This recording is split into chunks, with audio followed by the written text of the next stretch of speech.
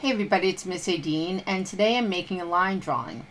So I'm using a Sharpie pen because it's a permanent marker and it doesn't really bleed. It stays with a nice firm line. And I just have this idea of a bird, and I am just drawing the outline of it, sort of like making your own adult coloring book. This is a way of doodling that many people have done and still do, and that I've been doing since I was in school. I think most of my notebooks looked more like sketchbooks. So you can see I'm working really slowly. I don't have any pencil lines, so that every mark you make has to sort of be intentional to what you want it to look like. So I'm starting off with a large image in the middle, and now I'm going to figure out what's going to happen around him. So I'm putting a tree branch behind him. You can see that I'm ending and starting my lines so it looks like it's behind him and that he's perched on it.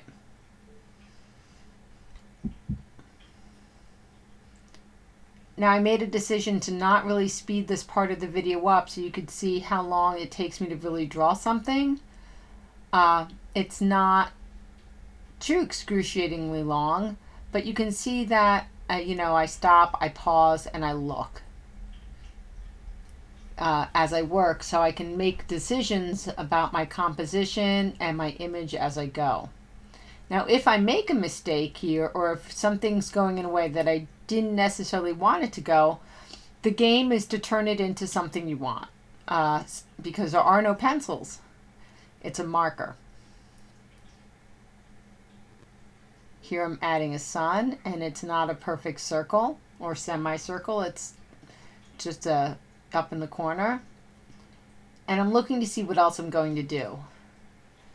Right, so here I'm making mountains, and again I'm lifting my pen and going behind or in between the branches and the bird so it looks like it's in the background. It's a simple line drawing, and I'm going to be filling it in with a lot of patterns.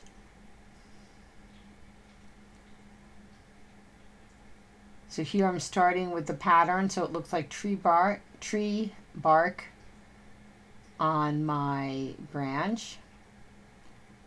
And this takes a good amount of time, but it's fun and it's sort of very Zen-like. And in a way it reminds me of a page from an adult coloring book where someone else has drawn the outlines in black and you get to color it in. So for this video, I'm only doing the black lines. I'll show you the colored in part tomorrow.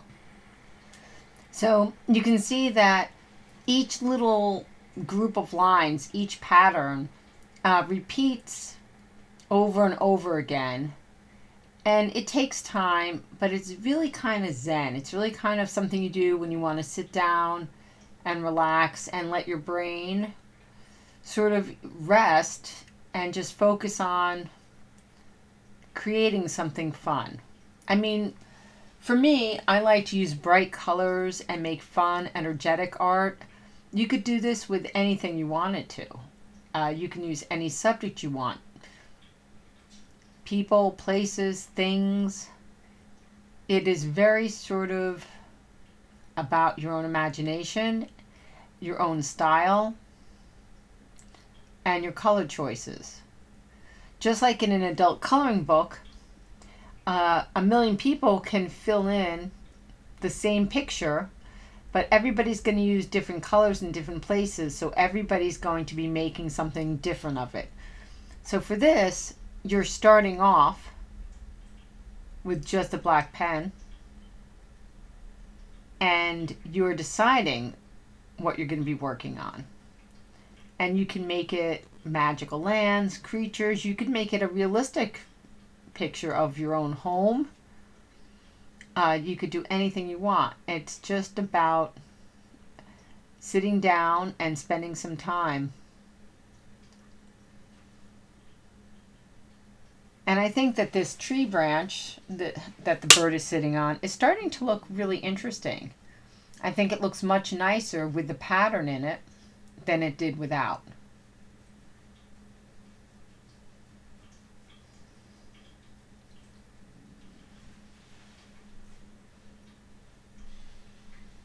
And I think I've said this a million times before, but maybe not on YouTube, that there is no prize for being done first.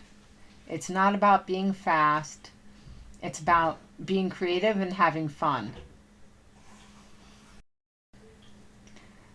So, and I'm assuming you can tell, but I hope you can tell that when I'm making my videos, when I'm making my own art, I do have a lot of fun with it. It gives me something to do. It's really relaxing. And I love to create new things. Here, I'm working on my bird, and I've decided not to give it exactly the pattern of feathers, but I'm making marks that work in the direction of the way feathers would go. And here I'm adding what would be a wing. And again, I'm filling it in with patterns that are sort of like ovally shapes. They're not all identical. It's not an exact pattern. It's a little awkward to do with my left hand, so forgive me. And you can see some are smaller and some are bigger. And this is gives me the idea that these are feathers.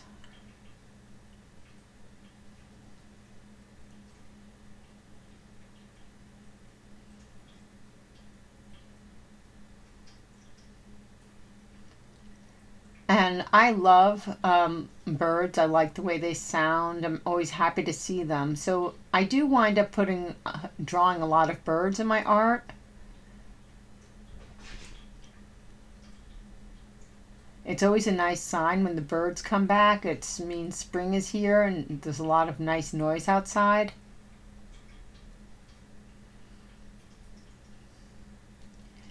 And this bird is inspired a little bit from my local starlings. And I know starlings aren't originally local, but they are now.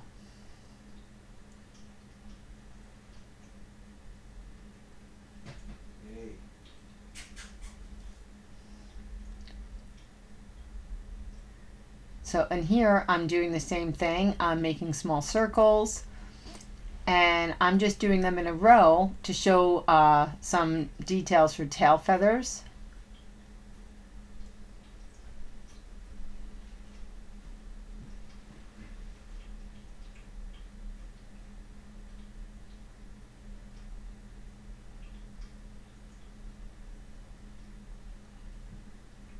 And I really like the combination of different patterns next to each other. There's some nice contrast. So here I'm adding some curved lines that start horizontal and then change to being vertical to go along the front of my bird's belly and down right into his tail feathers. And I like the way those lines connect the 3 different patterns on my birds. And here I'm adding a little bit of pattern in my sun. Just some repeating curved lines and some horizontal breakage. Now I'm doing this because I like that it looks visually interesting to me, and because this is where I'm going to apply different colors.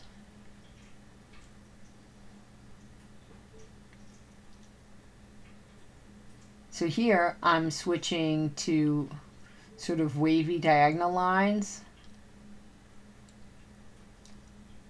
I like having a lot of different patterns in my doodles, in my line drawings.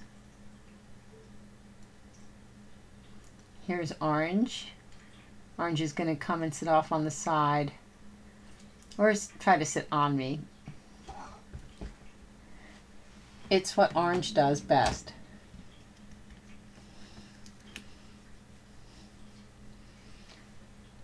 Orange is very interested in birds and art too. He is our constant companion.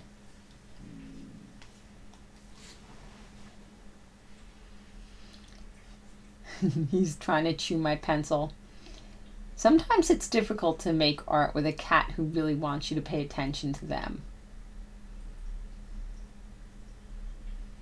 He's being such a good boy. He's just sitting off to the side and watching. I like his big feet.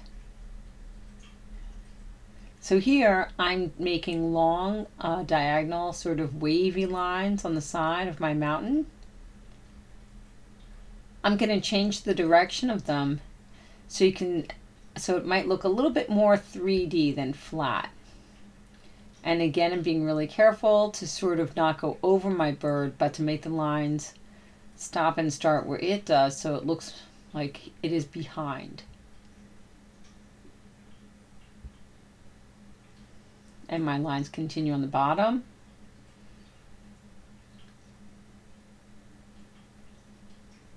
And then over here, I'm making shorter, firmer, darker lines with the same pen going in a different direction so that you can see that it's a different side of the mountain. Now I'm making a division in this mountain so that I will have two sides, again with diagonal straight lines going right behind my bird.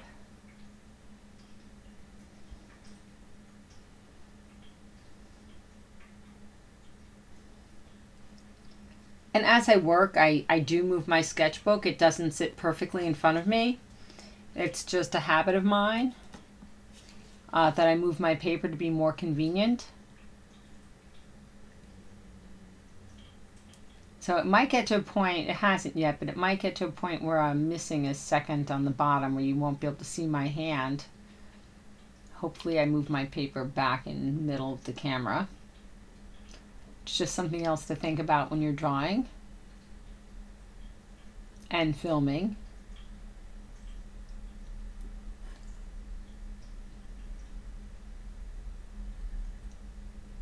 Yep, there we go. I'm right off camera. Sorry about that. But you can see how all the patterns work together here and stand out from each other. So now I'm going back up and I'm doing lines going in a diagonal the opposite direction. And it really makes this look more like a pyramid sort of symbol of a mountain.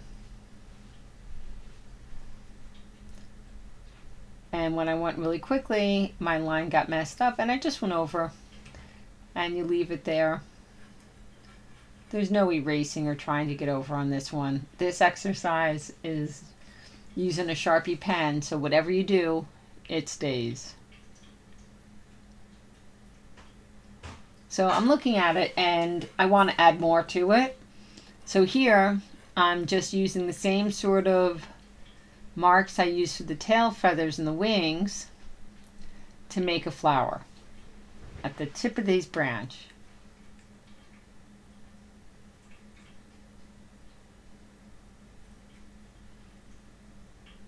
And as I go around and around, it gets bigger and bigger.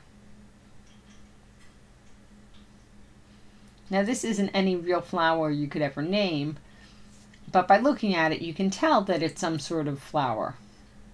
And that's what a symbol is. A symbol is something you instantly recognize for what it is, even though it's not scientifically accurate or it's a little bit wonky, right? So this flower is from my imagination, just like the bird and the mountains. I've seen birds and mountains in the sun before, so they influence you and you get a little bit of reality in everything you do, but it's really fun to kind of put it all together. At least I have a really good time doing it, and I think you will too. So if you like this video and you want to try it out yourself, tell me what you make in the comments below, and if you have any ideas for what other projects you'd like me to show on my YouTube, fill me in and add those in the comments.